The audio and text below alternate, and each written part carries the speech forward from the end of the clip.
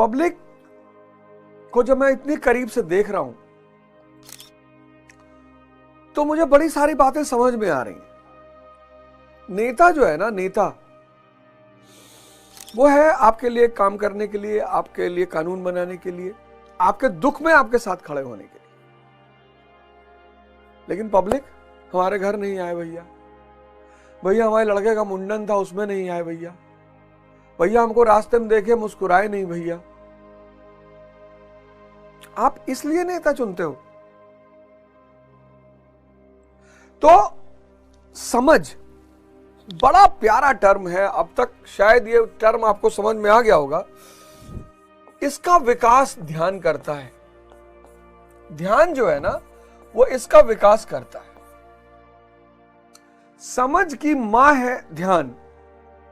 जो लोग ध्यान नहीं करेंगे, हां अब जिनके ऊपर गुरु कृपा है, भगवत कृपा है, तो समझ पैदा हो जाएगी।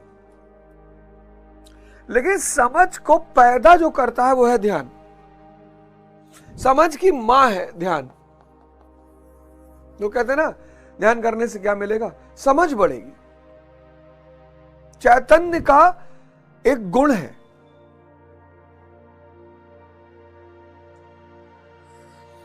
जो ध्यान करेगा उसकी समझ बढ़ेगी। अब समझ बढ़ने से क्या होगा, आनंद चाहिए। आनंद, जीवन आनंदित होना चाहिए, सुख नहीं चाहिए। जीवन में सुख नहीं चाहिए, आनंद चाहिए। क्यों सुख नहीं चाहिए, दूसरों पे निर्भर है।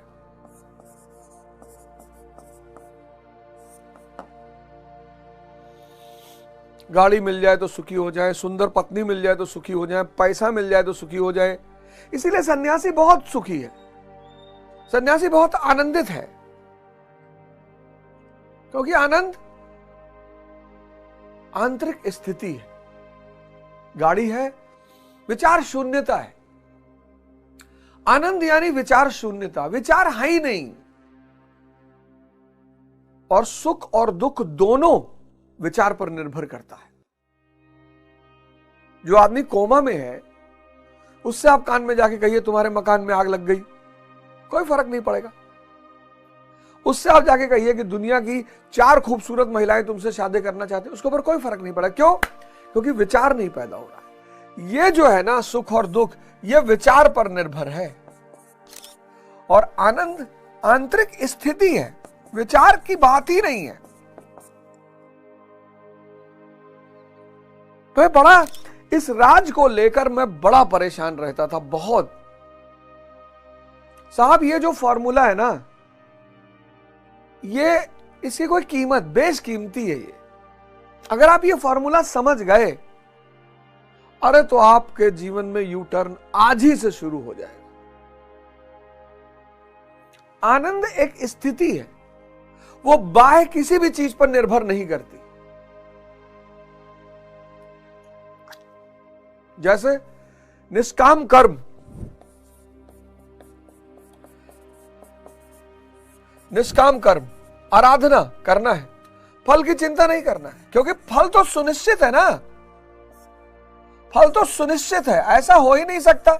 अब आप कहेंगे साहब अगर ऐसा है तो मैंने 10 साल आईएएस की तैयारी की और मेरा सिलेक्शन नहीं हुआ साहब। अच्छा ऐसा है तो मेरे 4 सवालों का जवाब अगर आप दे सकते हो तो समझ लेना कि आप की वाकई में किस्मत में कुछ दिक्कत है। और अगर नहीं दे सकते हो तो आपके कर्म में दिक्कत है। पहला सवाल, ईस्ट इंडिया कंपनी की सत्ता को किसने बेदखल करवाया भारत से? दूसरा सवाल, आधुनिक राष्ट्र कैसे बने? पहला सवाल, ईस्ट इंडिया कंपनी की सत्ता को किसने बेदखल करवाया भारत से? किसने उन्हें उठाकर बाहर फेंका? किसकी वजह से 1813 के चार्टर एक्ट में उनका व्यापारिक एकाधिकार छिन गया? आधुनिक राष्ट्र कैसे बने? तीसरा, आईआर के 3 आधारभूत स्तंभ कौन है? इंटरनेशनल रिलेशन, अंतरराष्ट्रीय संबंध। और चौथा, राजा, बादशाह और सुल्तान में क्या फर्क है। अगर मेरे इन 4 सवालों का जवाब आपके पास है तो आपकी किस्मत खराब है, और अगर नहीं है तो आपका कर्म खराब है। ये इतना बड़ा सूत्र है, फल तो मिलना ही है, गारंटी। मेरे जीवन को संचालित कौन करेगा? चेतना करेगी। हमारे अंदर की जो चेतना है, उसको आप कृष्ण कहिए, राम कहिए, अल्लाह कहिए, गुरु कहिए, कुछ भी करिए, मन नहीं करेगा। मन के कहने पर मैं नहीं उठूंगा, मन के कहने पर मैं कुछ नहीं करूंगा। मन के मते न चलिए, मन के मते अनेक। कबीरदास जी कह रहे हैं, मैं थोड़ी कह रहा हूं। कबीरदास जी कह रहे हैं कि मन के मते न चलिए, मन के मते अनेक। तो आप सब लोगों से मैं हाथ जोड़ के निवेदन कर रहा हूं कि ध्यान शुरू करिए, समझ का विकास होना शुरू हो जाएगा। ध्यान में क्या करना है? बैठिए, सिर्फ बैठना शुरू करिए, 5 मिनट, 10 मिनट, और अपनी सांसों पर ध्यान दीजिए। चुनाव खत्म होने दीजिए, मैं ध्यान वादा करता हूं कि मैं आप सबको ध्यान सुबह कराऊंगा। चुनाव खत्म होने दीजिए, मैं गारंटी करता हूं कि 2 घंटा समाज के लिए और राष्ट्र के लिए और दुनिया के लिए।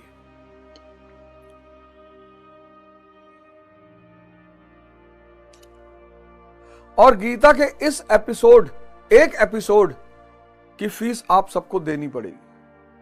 फीस है वो। अब उसे आप चंदा समझ लो, उसे आप मदद समझ लो, उसे आप कुछ भी समझ लो, लेकिन एक एपिसोड की फीस देनी पड़ेगी।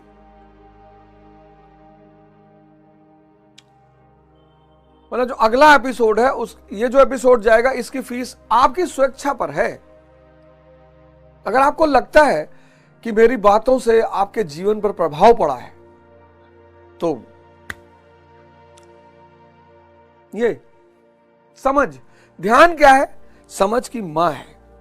देखो क्या बात लिखी है, निष्काम साधक की समग्र शक्ति इस प्रकार कर्म में लगी रहती है। जो फल की चिंता नहीं करेगा वो बंधेगा ही नहीं।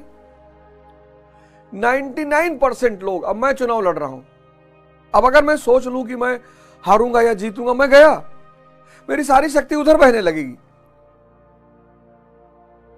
मुझे सिर्फ कर्म करना है बस, वो भी निष्काम। कर्म अगर सही दिशा में हो गया, फल सुनिश्चित है। खैर, 51वें श्लोक पर आइए। कर्मजम बुद्धि युक्त ही फलम त्यक्त्वा मनीषिणी जन्म बंध विनिर्मुक्ता पदम गच्छत्य नामयम। बुद्धियोग से युक्त ज्ञानी जन कर्मों से उत्पन्न होने वाले फल को त्याग कर जन्म और मृत्यु के बंधन से छूट जाते हैं। निष्काम कर्म आपको जन्म और मृत्यु के बंधन से मुक्त कर देगा। क्यों? क्योंकि वो आपको क्यों कर देगा? अब ये बड़ा प्यारा सवाल है। निष्काम कर्म आपको जन्म और मृत्यु के बंधन से मुक्त कर देगा। बताइए आप क्यों कर देगा? क्या विचार आपके मन में आ रहा है, क्यों कर देगा? कुछ विचार, कुछ संभावनाएं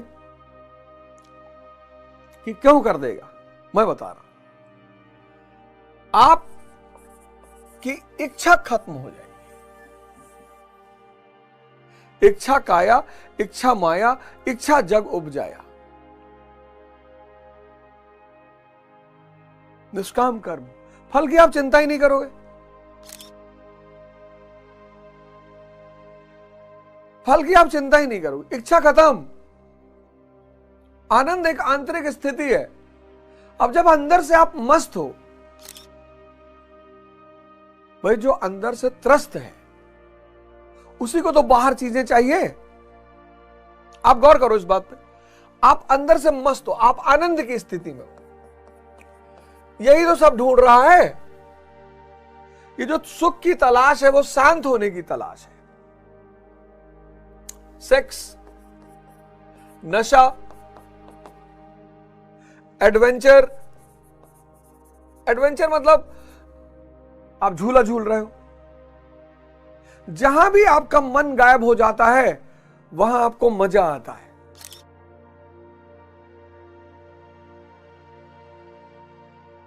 जो बड़े बड़े झूले, स्पीड वाले झूले लगाए जाते हैं, इनका उद्देश्य क्या है? आप देखो, जब झूला चलता है तो आप चिल्लाते हो, गति, स्पीड, गति। इसीलिए स्पीड के बारे में लिखा होता है, स्पीड थ्रिल्स बट किल्स।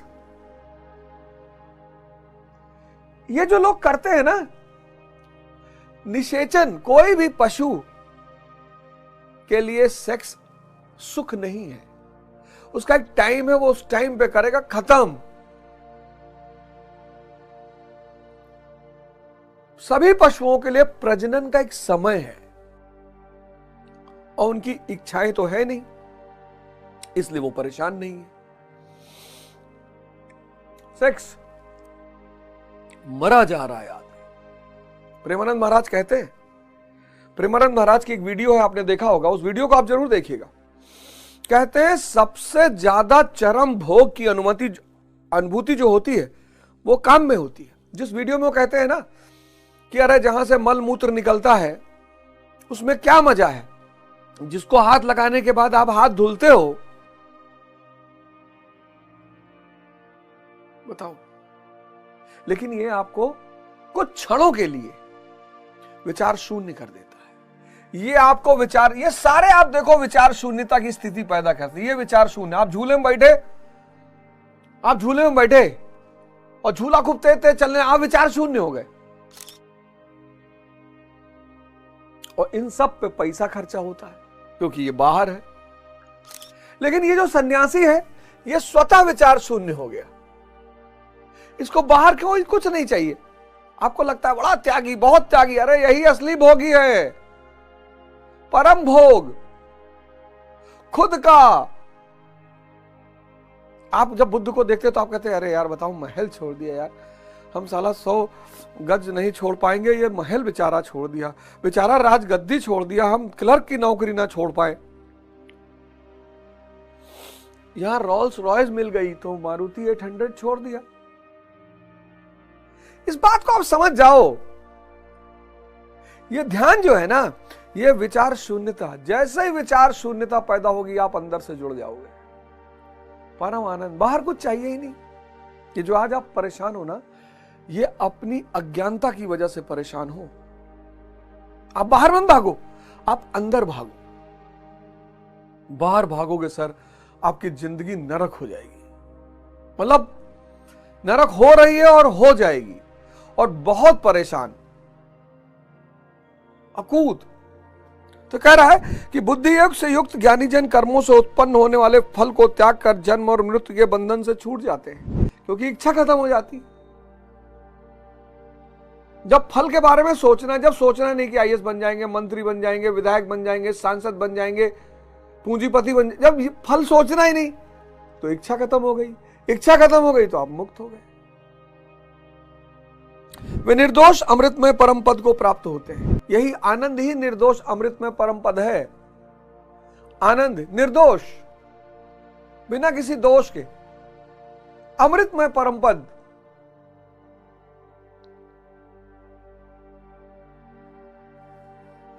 नाक में परेशान है इंसान। ये मेरी परीक्षा, ये चुनाव नहीं है, ये मेरी परीक्षा चल रही है। ये चुनाव है ही नहीं, ये मेरे लिए चुनाव थोड़ी है। आपको लग रहा होगा चुनाव है, ये मेरी परीक्षा चल रही है। मैं कैसे लोगों से बिहेव करता हूं, कैसे लोगों से बात करता हूं। हर व्यक्ति को हाथ जोड़ना, अहंकार मिट गया, खत्म। शायद एक भाव पैदा हो गया था कि सेलिब्रिटी है यार, हिंदुस्तान में एक औकात है यार, वो सब भाव खत्म। रिक्शा वाला, सब्जी वाला, मजदूर, सबको जाके हाथ जोड़ रहे हैं। इतनी बड़ी परीक्षा।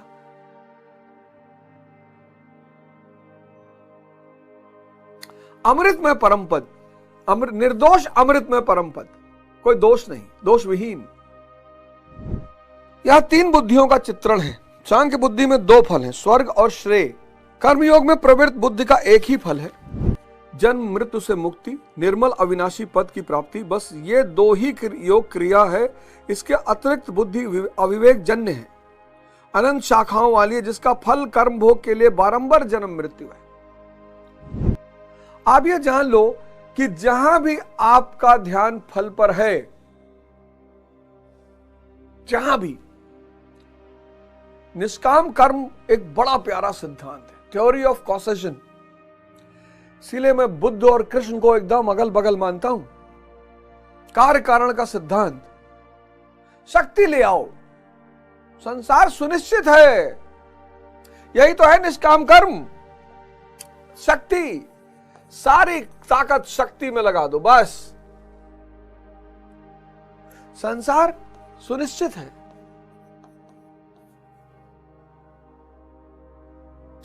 अब जो संसार में तुमको चाहिए, जो उपयोग करना उसको कर लो।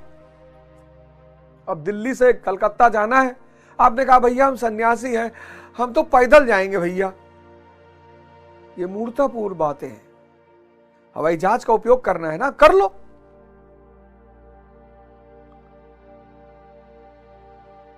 एकदम करो। संसार शक्ति का गुलाम है। लेकिन जब आप संसार के पीछे भागते हो, इसका मतलब आप फल के पीछे, इच्छा के पीछे भाग रहे हो।